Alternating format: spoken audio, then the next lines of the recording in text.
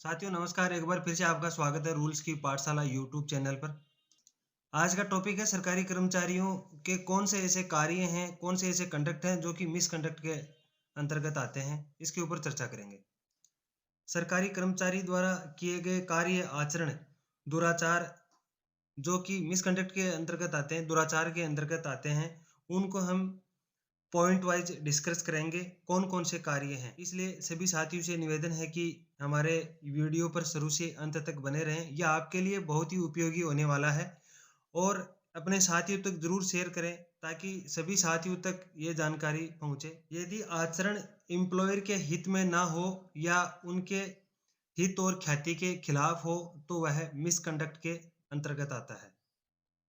इसी प्रकार से यदि सरकारी कर्मचारी द्वारा किया गया आचरण उसके एम्प्लॉयर के लिए किए जा रहे शांतिपूर्ण कर्तव्य निष्पादन के विरोध में हो या असंगत हो तो वह मिसकंडक्ट के अंतर्गत आता है।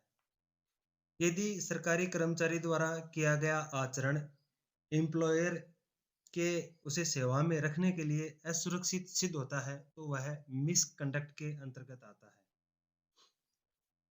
यदि एम्प्लॉय का आचरण निहायत या अनैतिक हो कि सभी रिस्पॉन्सिबल पर्सन्स यह है कि यह कर्मचारी ऐसा है कि इसके ऊपर विश्वास नहीं किया जा सकता है या संस्थान है वो विश्वास नहीं कर सकती है, इस प्रकार के किए गए कार्य मिसकंडक्टिंग रूल के अंतर्गत आते हैं। यदि कर्मचारी के आचरण ऐसे हैं कि उसके एम्प्लॉयर एम्प्लॉय की विश्वसनीयता पर भरोसा नहीं कर सकते हैं तो यह मिसकंडक्ट आता है। यदि कर्मचारी का आचरण इस प्रकार का है कि उसके सामने कार्य निष्पादन के दौरान इतने प्रलोभ हैं कि वे उसे अपने कर्तव्यों का पालन समुचित ढंग से नहीं करने देते। फिर है पॉइंट नंबर 7। यदि कर्मचारी की भाषा अनुचित है अथवा यदि वह अपने कार्यस्थल की शांति में व्यवधान पैदा करता है तो वह मिसकंडक्टिंग है। फिर हम बात करते हैं पॉइंट नंबर 8 की। यदि वह इतनी अधिक मात्रा में अपमान करने वाला या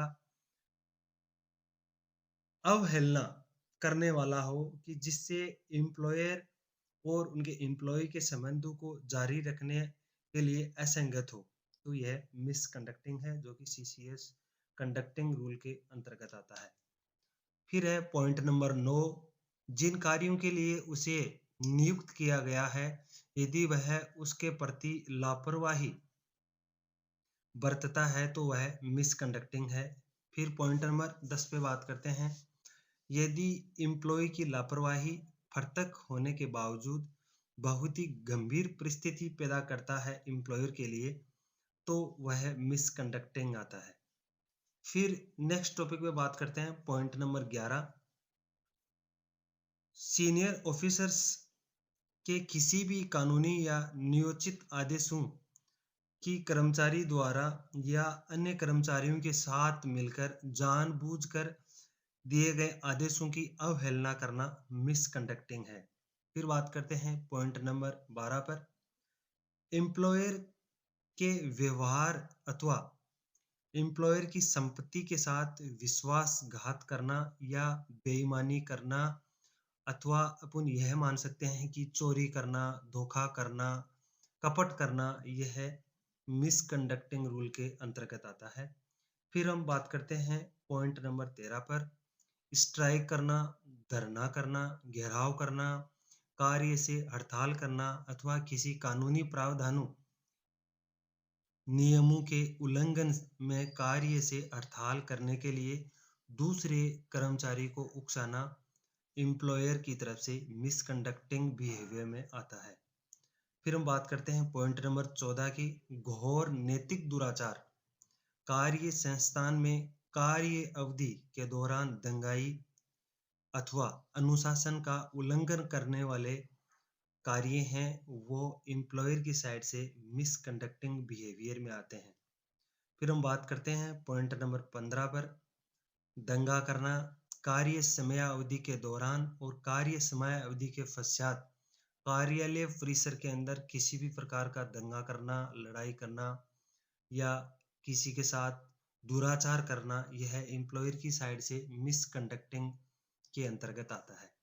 फिर हम बात करते हैं पॉइंट नंबर 16 पर, कार्य पर हमेशा देरी से आना। अपनी ड्यूटी अवधि जब से स्टार्ट होती है उससे देरी से आना और कार्य अवधि खत्म होने के समय से पूर्व में ड्यूटी एरिया को छोड़ना, यह मिसकंडक्टिंग बिहेवियर के अंडर आता है।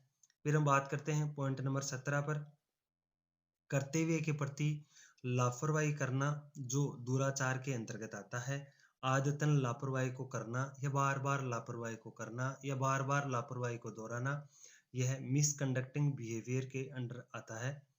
फिर हम बात करते हैं पॉइंट नंबर 18 की, अनुमति के बिना अनुपस्थिति की आदत और छुट्टी बढ़ाने की आदत, जो कि एम्प्लॉय बार बार दोहराता है, तो यह मिसकंडक्टिंग बिहेवियर के अंडर आता है।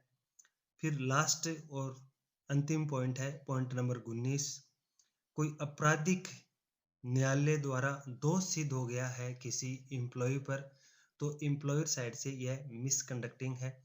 इस प्रकार की अगर क्रिमिनल केस एम्प्लॉय के एम्प्लॉयर को ज्वाइन करने से पहले के हैं, तो उनकी ज्वाइनिंग के समय ही एम्प्लॉयर को उसकी सूचना देनी आवश्यक है। सभी साथियों से निवेदन है कि इस वीडियो को अपने साथियों तक जरूर शेयर करें और हमारे चैनल को सब्सक्राइब जरूर करें। इसी के साथ जय हिंद, जय भारत, जय जवान, जय किसान।